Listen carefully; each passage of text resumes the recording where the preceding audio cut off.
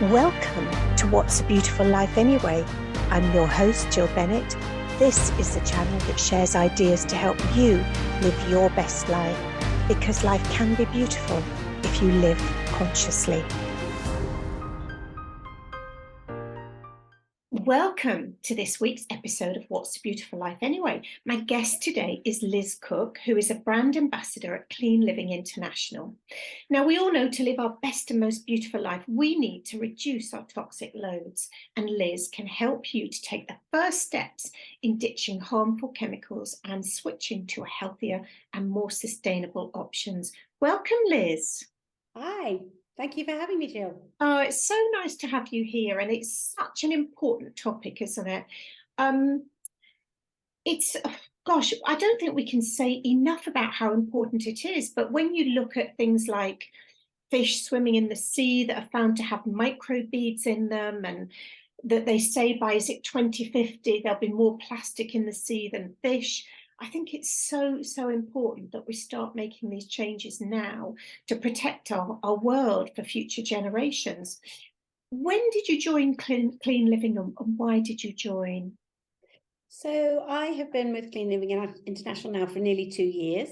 I joined because I had been in the marketplace, if you like, for the previous 5 years, and had on that journey become increasingly aware of the lack of knowledge and lack of information for people out there. And it became my passion to kind of share with people and about the pitfalls, about the challenges that are lurking in everyday products that we kind of assume as safe and easy to use. Well, they're certainly going to be easy to use, but they're safe to use because they're on our high street shelves. I also know that reading packaging labels is something that we don't do. We know how to use a product because we know how to use a product. We don't need to turn it over and actually read it. Well, actually, yes, you do. A, to be alert to the the ingredients that are within that product, but also what warning signs are there on there, etc., etc. So when I saw Clean Living, I first of all fell in love with the packaging, which is so brilliantly clear and simple. And I love the logo of the company, which is from the heart to the home to the planet in one continuous piece of thread, if you like, because it all is interconnected. So the packaging, first of all, the simplicity of the website, and then the fact it's a British company, were just the sort of, woo, at long last, there's something that we can fly the British flag. And yeah, I dived in and bought some product to try, because I could never be involved with something that I didn't believe in and didn't like and didn't trust. And absolutely, it did exactly what it said on the tin, and that was it. That was 2 years ago, and I've never looked back. That's amazing, isn't it? And you're right. I think we just grow up with shopping with mothers who just pick things up off the shelves, that we assume they're safe. And what's really difficult to fathom is that these products that aren't safe and are very toxic are going into the drain, into the areas where they recycle the water, and they cannot get all of that out of the water. And it's things like, if you look at hormones, so many people take birth control, they pee it out clearly, because it goes through our systems and through our own cleansing systems. So you then find girls are going through puberty earlier. It's just a vicious circle. And I think more and more legislation should be brought out. But of course, it's difficult to do because of the companies that we're all supporting by buying these toxic products. How was Clean Living founded? So it was really started back in sort of 2018 when a lady who was passionate about reducing plastic bottles in cleaning was introduced to a wonderful chemist and who was passionate about creating products that were refillable, sustainable, reusable, blah, blah, blah. So kind of it was a match made in heaven, really. So primarily the main goal of the company was no plastic bottles, because there's a frightening statistic. There's 1.34 billion plastic bottles in the UK alone in cleaning products, and that's used per annum. So that is one hell of a stat. So to have a sustainable alternative was very much the driving force. So we use aluminium bottles, which can be infinitely recycled, as we know, and they are refilled with small sachets of concentrate, which can equally be recycled by sending them back to head office, and they are then sent to a chap who will repurpose them into benches and play park equipment. So there is no waste, and everything, Jill is absolutely adamant, our scientist, that everything is marine grade. And what that means, that everything that gets flushed into the drains, whether it be through plugs, washing machines, bath water, showers, etc., everything is marine grade and is therefore not harmful to aquatic life, which is a very key breakthrough, in that the vast majority of products on the high street are harmful to aquatic life. The other thing that I think was quite interesting, really bear in mind what you were just saying before, some of these products on the high street have been tested for their safety. Obviously, they're not safe as such. However, we know that bleach, it kills the lining of our lungs. The scientists have proved that. People still buy bleach. So we're not saying that they are harmful per se, in that it itself isn't going to kill you, but actually what harm is it doing to you by using it regularly? And what no one has ever tested is how these products interact with each other. When you say have half a dozen different cleaning products for your kitchen alone or your bathroom, and you're squirting and spraying and cleaning, and many of them will tell you to wear rubber gloves, wear a mask, open a window, do not breathe, peg on the nose, whatever it is. and you've got these products that are mixed together. And I try and talk to my customers and people who are taking a look and think, well, imagine if a chemical had a color, and in the air around you, you can't see what is in the air you're breathing. But imagine if those chemicals had colors, and instead of having, if you were using these high street brands, you'd have like a rave of angry clashing colors, and it would be really quite sort of overpowering and overwhelming. Whereas when you use something that is calmer, gentler to you, better for your health, better for the planet, it's more like Fantasia. You've got this wonderful meeting of colors that aren't bashing off each other and actually therefore affecting your health, but it's just creating a much healthier and kinder ecosystem for you to live within in your home, which is better for you and your family. And let's not forget the furry friends, our pets, you know, which often come down, well, sometimes they're king and queen of the household. But, you know, what do we wash our floors with? What residue of chemicals are we leaving on the floor for them to pad around in and then lick their paws with grooming and things? You know, it's such a minefield, but that's where I try and hold people's hands and help them through that process. Yeah, which is really, really important. A sort of comparison, I guess, is that back in the day, certainly when I was at school, I think you're a similar age to me, there was a lot of asbestosis in buildings, and no one knew what damage that was doing to us. It was considered safe. You then ended up with lots of people with asbestosis who would die from it. And funny enough, my father, who's just had a health scare, it turns out that he has got damage to his lungs from asbestos. He's never worked with it in his life. He says he's never been in contact with it, but clearly during the war, buildings were bombed. He was a little boy, so there would have been particles of it in the air, and it's affected him. And luckily for him, it hasn't come out until he's 91, and there is some now residual damage to his lungs. So all these people who think that the products they're using are safe, they really need to think carefully, because you're right, we don't know the reaction of mixing these chemicals together and breathing it in. I mean, you only have to use something toxic and actually get a waft of it. And it's, I mean, I use ant sprays here because of a problem with ants. And honestly, I literally hold my breath, spray it and run out the room, because otherwise you could choke. You know? Well, exactly. I know.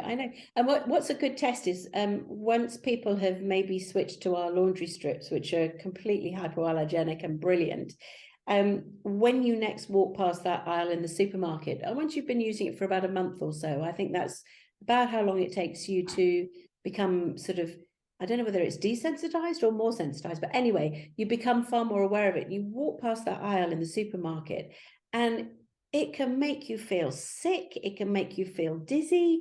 And you think, well, what is all that about? Yeah. And then you think, well, actually, I've been using these products quite happily, thinking they're fine. And of course, Jill, the other thing is the marketing. Marketing is huge. It's big business. And, you know, for example, I saw some laundry strips like ours, which I thought, oh, and they were being advertised.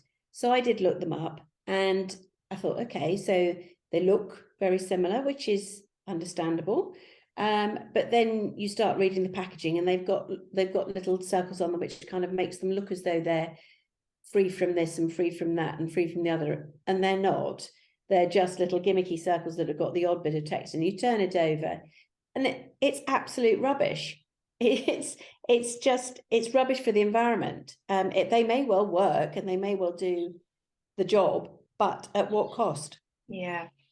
And I guess they would save a little bit of packaging because they're so much more concise and small. But you're right. I mean, people don't realise, and it's a shame advertisers don't have to point it out, but there's petroleum-based ingredients. So who wants to wash their clothes with something that comes from petrol or crude oil, ultimately? And I think these things should be pointed out. It's a bit like products we put on our bodies. So many of them have mineral oil in, parabens in. Parabens have been found in breast cancer cells. You know, mineral oil is a known carcinogenic, but because companies don't have to highlight that these things are in their products, people don't become aware of it. They're sort of blinkered to buy the ones that they like. Yeah. So, yeah, I guess people are now trying to jump on that bandwagon, aren't they, of maybe thinking, well, if I reduce our packaging, everyone will buy them. But yeah, but it's also, is that packaging biodegradable, and if so, how quickly is that biodegrading going to take place? And also, if it's recyclable, what's it going to be made into? Because we know that plastic can only be recycled properly 2 or 3 times. So even if it's great that it says it's recycled plastic if it's something that you're using, but it's still only got either 1, possibly 2 more lives, and then what happens to it? And we know that the vast majority doesn't get recycled anyway. Too much gets shipped off out to Never Never Land, out of, as in NIMBYism. It's not in our backyard, so we'll send it to some third world country for them to burn and incinerate. You think it is wrong. If we have to start making better decisions for ourselves in terms of an informed decision, understanding a little bit more about what it really means if it can't be recycled. Well, what do I do with it? And and I know you had Lyn on here a little while ago, and I love what she talks about with your, well, here for waste, it's or landfill, it's a black bin, but actually to have landfill printed in big letters on the top of your bin, that is the first big kick in the teeth to realize that is going in the ground. There is nowhere for that to go. And that's a big thing to actually, you know, you throw something away. Well, where is away? Yeah. You know, it's, No, and people, you're right, actually putting landfill on might be good. But it's a bit like Lyn said when she was on here about disposable nappies. They take, is it 66? No, I can't remember now how many years it is. It's like 400, I think. It's a long time to a long time. I mean, basically, in fact, I think it's longer than that, because basically every single disposable nappy that's ever been used in the world will be in a landfill site somewhere, because they take that long to biodegrade. And even when they do biodegrade, there's plastics left behind, because it's those little beads inside them that soak up moisture. And we know that thing of every bit of plastic that we've ever touched will still be around in our grandchildren's lifetime, if not longer. You know, it takes several generations for that to break down. So, you know, the answer is the scientists are working hard. I appreciate that. And the product people are trying very hard to look at their packaging. But, you know, we can vote with our money in terms of where we shop. One thing that's been leveled at this industry in terms of being environmentally friendly, I'm not going to say green or eco, because those are words that are branded around and they don't mean a thing necessarily. You know, you can just have one little thing to be able to tick so you could say that, but actually it doesn't mean that they are the best they can be. But the price is something that has been an objection for a lot of people. And I understand that too. I've tried products in the past thinking that I was doing the right thing, and then it was expensive and it didn't work. So I kind of went back to doing what I was doing before. However, one thing I really like here at Clean Living is the fact that you buy an empty bottle. We don't put anything in that bottle. And you think, well, why am I buying an empty bottle? Well, the idea is that you fill up with a sachet of concentrate at home, and you top up with your own tap water. So you're not paying for all those carbon emissions and things to transport water, which is incredibly weighty, and which contributes for about 95% of a cleaning product anyways. You're filling that at home, so you haven't got to pay for that. And the sachet, so you have to buy the starter, but thereafter the sachet of concentrate is £1.99 to £2.50. It's not expensive. You know, it's that thing of getting the information across to people so that they can make an informed decision about what they're buying and why they're buying it. Obviously, if you have a pain point with an allergy to something, or a family member perhaps who's got psoriasis, eczema, all of those sorts of things, then you will be completely aware of it. We know when somebody gets a horrible diagnosis of an illness, the first thing they're asked to do is clean up what they're using in their homes, in terms of chemicals and on their bodies. And I know you're a health ambassador as well, Jill, and you know you're very passionate about what goes into your system or on your skin. And I'm equally passionate about those two things, but there's a third prong in terms of what goes through your nose and your mouth. And also what you're exposing your skin to, not in skincare, but things like laundry products, which are against your skin 24/7. Why would you not want to have that extra tier? That's right. And everything on your skin, so that laundry products through your clothing, doesn't go through your digestive system. So it's not going to filter out any of the toxicity that's there. It's just going to go straight into your blood system and affect you. And there was a shocking report. I can't remember what the figures are, but it was all across America, and they did blood tests on a massive sample, thousands and thousands of people, and it was in something like 70%. No, it was more than that. It was almost everybody had these high number of chemicals, toxic chemicals in their blood. And it's I mean, there was another one by the EWC, the Environmental Working Committee, and they did one on the placentas from newborn babies, and were shocked at the amount of toxicity they found in placentas. So we're breathing it in, we're getting it through our cleaning products and our laundry. It's the things we put on our skin, it's the products we eat. If you buy a product that's wrapped in plastic, some of that plastic will have seeped into the food. You know, why do we have to have our vegetables and fruit and fresh fruits put into packaging? Zero waste shops. Commercialization, isn't it? That's the bottom line. You know, you and I are old enough to remember the traditional greengrocer and how everything was in paper bags, and you know, long before plastic was a thing. And you know, I don't know whether we'll ever get back to that, sadly, because I think we've become very needy as a world, as a planet. You know, we expect things, we want instant gratification, we want to be able to buy a strawberry in the depths of winter. So, you know, these things have got to be shipped from A to B, but there has to be a more sustainable and more environmental way. Yeah, I agree with you. It really should. So we've given people lots and lots of reasons why they should consider changing their products. going back to the packaging aspect, I love the fact that your sachets can go back and be recycled. And that, as you know, the company I run my business through, we do the same. Your little sample, your little sachets from your fizz sticks and everything else can be shipped back to the company. And what a lovely thing that it's then used to make things that are going to last for a long, long time, for lots and lots of years. So yeah, I think more companies need to jump on the bandwagon and do that. There will be some people who are listening, or there'll be people out there who are a bit skeptical about using environmentally friendly products.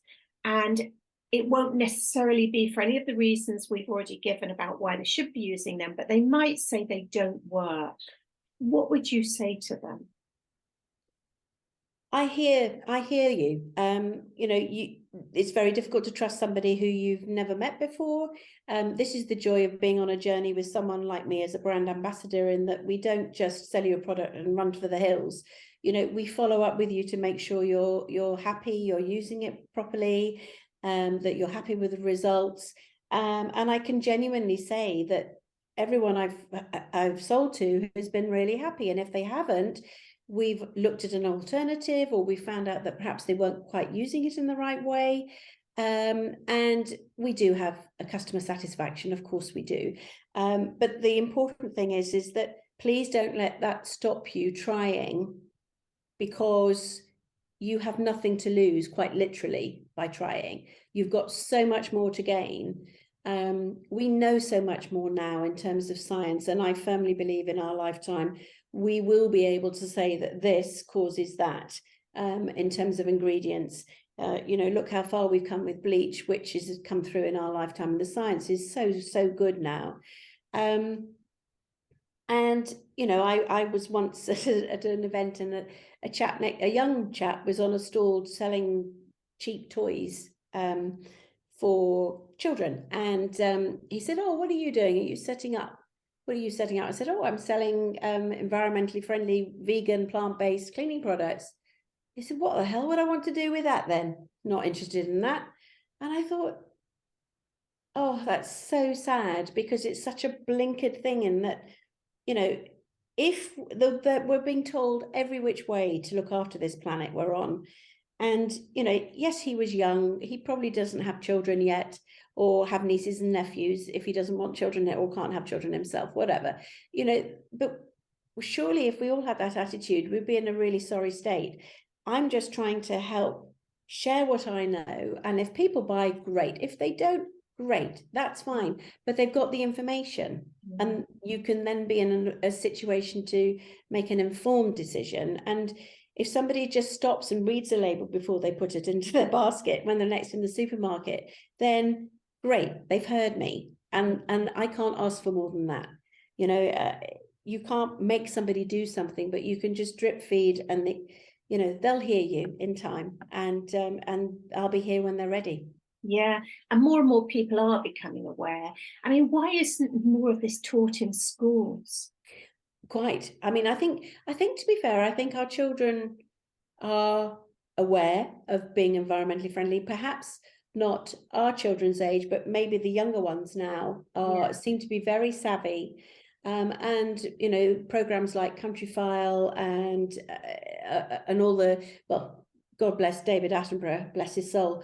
He has done wonders for the planet in terms of firing the warning shots and saying, you know, we have to do it, we have to get involved, we have to make changes in order to protect the meadows. I was watching him last night, and that was the wild grasses and things, and getting meadowlands back, and the importance of bees and all of these things. I think the primary age children now are certainly far more savvy and will help their parents to be on that journey. But we know that we're creatures of habit. We don't change our habits very easily. And so you've got to have reason to try and make a difference. It would be very easy to say, nah, it's too complicated. So what we try and do is make it simple.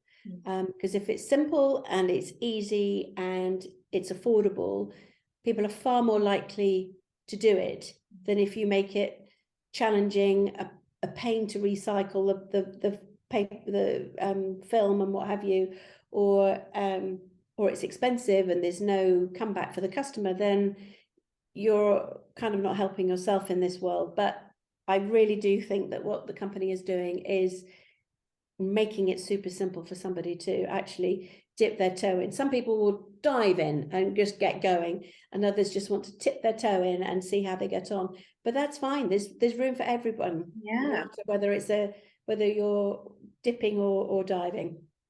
Yeah, and I know I've got the washing machine, the laundry tabs, which are amazing, and which was the other one I was trying, the lime scale remover. But I intend to get more as soon as I'm back in the UK. I want to get the whole range, which will be lovely.